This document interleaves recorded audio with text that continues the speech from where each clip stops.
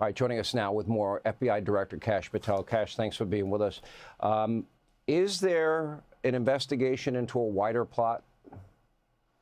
Sean, thanks so much for having me. And because President Trump and the Attorney General have prioritized resources to this all-important investigation, we're dedicating every asset we have to run the reverse daisy chain analysis of anyone that was in contact with a suspect that's currently in custody and anyone he contacted, called, and text messaged and had chats on online social media platforms with. That's the power of the FBI. That's the resources we brought in immediately with our cell phone analytic team to use the cell phone tower data dump system to geolocate specifically where this cell phone was and who had it, and after that, who he was talking to. And Sean, let me tell you a little bit about the information we've collected. We've collected information where, through witness interviews from the FBI and local law enforcement, that he essentially admitted after the shooting and assassination of Charlie Kirk, the suspect admitted to it.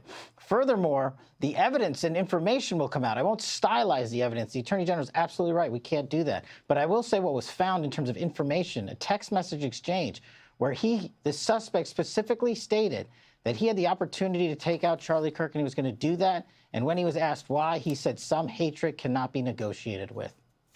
Yeah, you're also running an investigation on what's called the Discord chat room, which has scores of people on it, and texts between the suspect and the partner. I assume that those discussions are ongoing? Absolutely. In order to properly adjudicate this matter and let law enforcement hand off information into evidence for a court of law for prosecution, we have to go out and get search warrants. We have to go out and get search warrants of the identifiers that were then built off of the prior search warrants. And we are doing that. And we are going to be interviewing scores of people on not just these chats on Discord, but any communications that this individual have. We've seized multiple electronic devices from the home of the suspect and his romantic partner. We've got computers, we've got laptops, we've got gaming systems, we've got cell phones. All of that is being triaged by the FBI because that's what we do. And the resources that the Attorney General has dedicated to this mission is allowing us to move at the speed we have. As you said, 33 hours. 33 hours, Sean, this individual was apprehended. And on the night... Let me ask you, because 33 hours, and I did mention Luigi Mangione, and I did mention the Sarnoff brothers in the Boston bombing, and I did talk about the Centennial Park bomber Eric Rudolph and Ted Kaczynski. 33 hours, 2 hours after the video footage was enhanced and released, the suspect's father turned him in. And you got criticized for doing that, and I'm criticized for going out to the crime scene, and I'm having a hard time understanding what people's expectations are. Sean, my expectation is deliver to the mission and the resources the men and women the FBI need and to produce. And that's what we did here. When you're talking about things like going out to a crime scene, that's how you investigate that matter properly. And when you're talking about why did it take 33 hours, well, I made the operational decision to immediately release enhanced videos and photographs of the suspect because the operational call that I made for the FBI said we are about to smoke this guy out, and his family and friends and his internal network is going to assist it. And this is the operation I want to highlight in terms of transparency. The FBI is traditionally an organization that has not been transparent.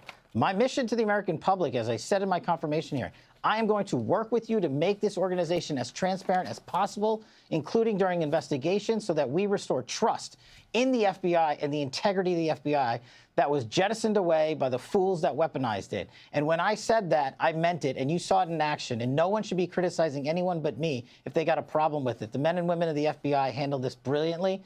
And as you said, Boston and the Luigi Mangione case happened in downtown metropolises with thousands of people around, and it still took them 5 days. So if you got a criticism, make a fair criticism and bring it to my feet. And I promise you the men and women of the FBI will respond like we did in this manhunt for Charlie Kirk's assassin.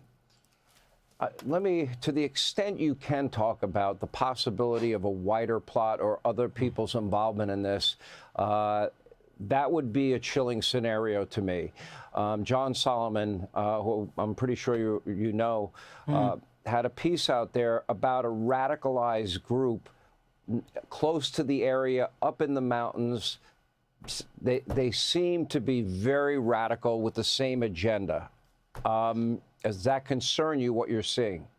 All of it concerns me, Sean, but I can't divulge every investigative step we're taking because I don't want to disclose who we're going after and why we're going after them. Obviously, it's been leaked about this Discord chat, so we're going to discuss it a little bit. But what the FBI does is identify, catalog, and bring in experts. That's what we were doing, round the clock, flying in people, evidence response teams, hostage rescue teams, special operators on our FBI planes, and transporting evidence back in real time from the crime scene in the West Coast to our labs in Quantico to address the situation of forensics immediately. And you highlighted the screwdriver that was found on top of the roof and the towel in which the firearm was found, the ravine that I walked myself along with the rooftop. I said, we cannot waste a second on this DNA analysis. And we were announced today on Fox that the DNA was a positive match for the suspect in question. That's hard forensics at work. That's your FBI moving at rocket speed to deliver transparency and information about an ongoing investigation. And we felt it appropriate for the American public to know this.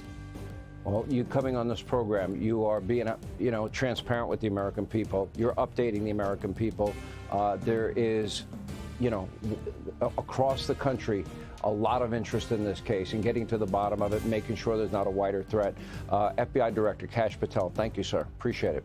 Hey, Sean Hannity here. Hey, click here to subscribe to Fox News YouTube page and catch our hottest interviews and most compelling analysis. You will not get it anywhere else.